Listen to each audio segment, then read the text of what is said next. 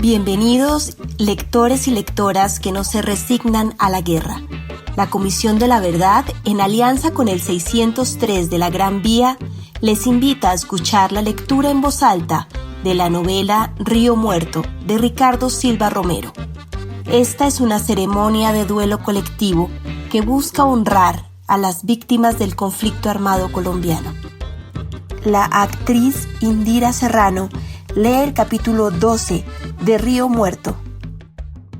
Siguieron el camino a Belén porque ¿a dónde más iban a ir? El sol se había quedado con el cielo aguamarina, como si ese sábado 29 de febrero no fuera a moverse del pueblo.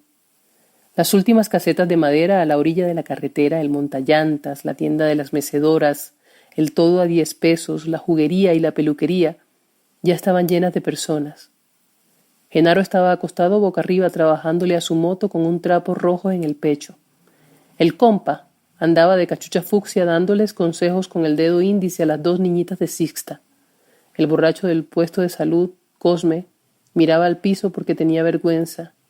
Y el viejo Policarpo iba en el lomo de su rucio con el sombrero vuelteado mal puesto, repartiendo anécdotas de todos que todos se sabían de memoria. Entraron al pueblo a las 9 de la mañana más o menos. Se habían acomodado los 3 en la cabina del furgón porque, después de la encerrona, después de los trancazos y los frenazos, Hipólita dijo, ahora sí quería saber qué estaba pasando todo el tiempo. Ustedes no hagan nada que yo no les diga. Repitió hasta que los niños acusaron recibo de la frase. Detrás de ellos, detrás del camión que la gente del pueblo veía como una carroza fúnebre, venía en su moto estentoria el señor agente Sarría.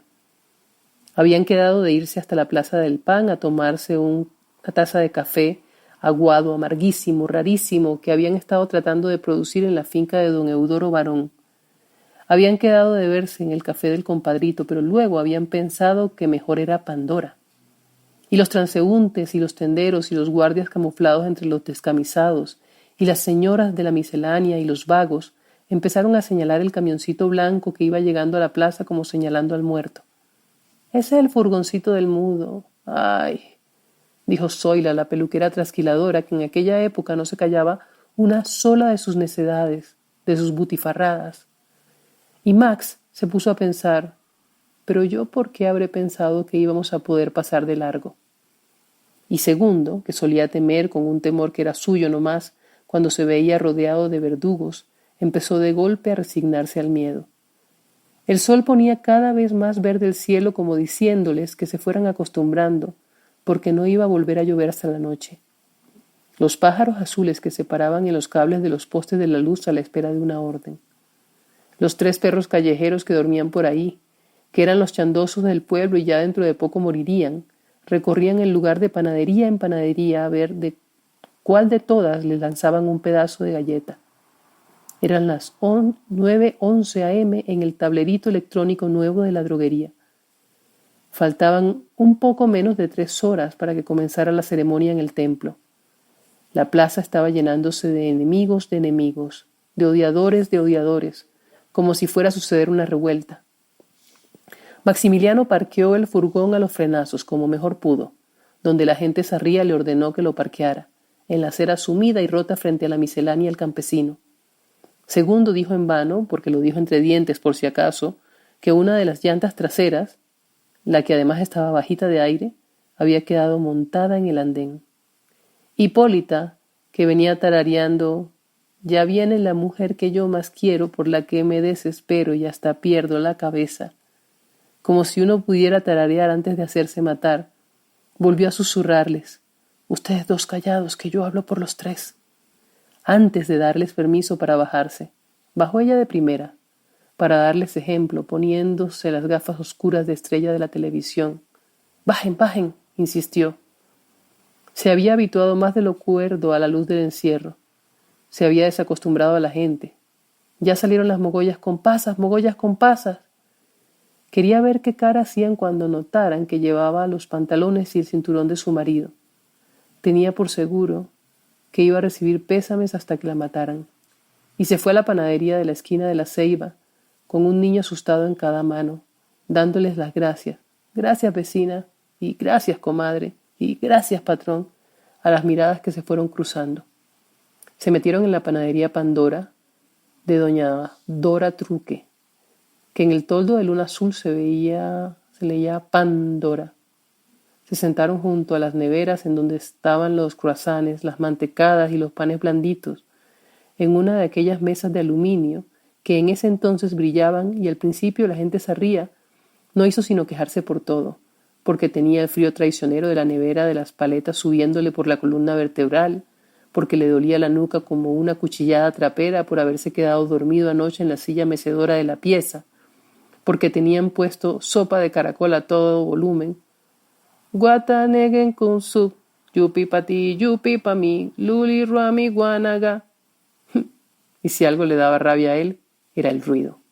Con lo bueno que es el silencio, dijo. Y sintió entre las fosas nasales una resequedad como una costra de sangre pegada al hueso, que quizás era la obra del espanto. Después hablaron de lo que tenían que haber hablado hacía tanto, del crimen cobarde del mudo Salomón Palacios. El agente Sarria les preguntó si era cierto que les habían masacrado al papá a unos pasos de la entrada de la casa, si era verdad que los asesinos eran 4 encapuchados y si a Maximiliano y a Segundo le había tocado cargar el cadáver hasta la casa. Sí, sí y sí. Pidió luego que le contaran desde el principio hasta el fin cómo había sido el funeral a escondidas, que, según estaban diciendo, era la razón principal por la que el sepulturero Caicedo había aparecido boca abajo en el río. Y cuando Hipólita dio su versión de la tragedia, cuando soltó su «y ya no confiamos en nadie», que era lo que sí quería decir, Sarria trató de hablar con la mamá en privado. «No se preocupe, señor agente, que mis hijos están preparados para oír todo lo que sea», aclaró ella de una vez por todas. «Es que mis hijos son más viejos que yo». Dio rodeos, pidió una vez más que bajaran el volumen de la música. Hombre, porque el ruido lo iba a terminar de enloquecer. «Te quiero más, te quiero más». Se embutió pedazos de pan y tragó tinto como una máquina para aplazar sus palabras. «Un momentico». Y se soportó a un hombre que le preguntó desde el otro lado de la panadería por los volantes pegajosos que la gente del bloque Fénix había estado deslizando como sentencias de muerte por debajo de las puertas. «Pues yo he estado pensando que los que no seamos raros no tenemos nada que temer», dijo él como si fuera un humilde belemita y nada más. Tuvo que decir lo que tenía que decir porque Hipólita, que no dejaba pasar el mundo en vano, le preguntó al fin qué era. «Que yo quería decirle, señora Hipólita, que no es necesario para usted andar por ahí con un fusil. Siempre, desde la primera vez que apareció por Belén del Chamí, el engominado agente Lizardo Sarria había tenido cara de marrano. Pero en esa mesa de aluminio, forrado en un uniforme que le quedaba justo, sí que se veía como un monstruo con fosas de jabalí que no lograba estarse quieto. Solo sabía gritar con su vocecita de niño. Era eso. No podía echar a andar una conversación que no fuera un interrogatorio humillante. No podía concentrarse durante más de 5 minutos, ni tenía idea de ser humano. Fingía que estaba escuchando, pues de nada le había servido cuando niño perder el tiempo en lo que le estaban diciendo. Y entonces se veía frágil, nervioso, más repugnante que nunca, pobre, rascándose las fosas con la palma de la mano, tratando de caerle bien a Hipólita.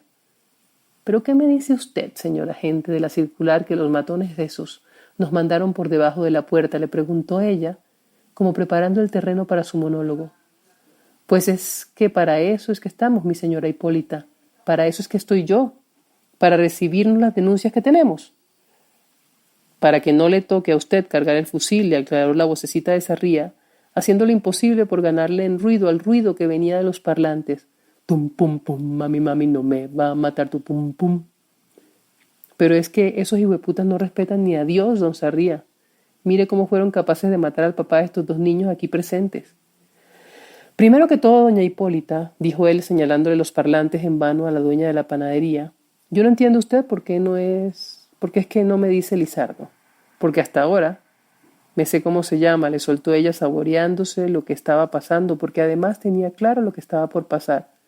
«Y segundo que todo, cuando uno los conoce a esos guerreros, que lo que son es soldados de la patria, cae en la cuenta a la primera de que ellos no son el enemigo».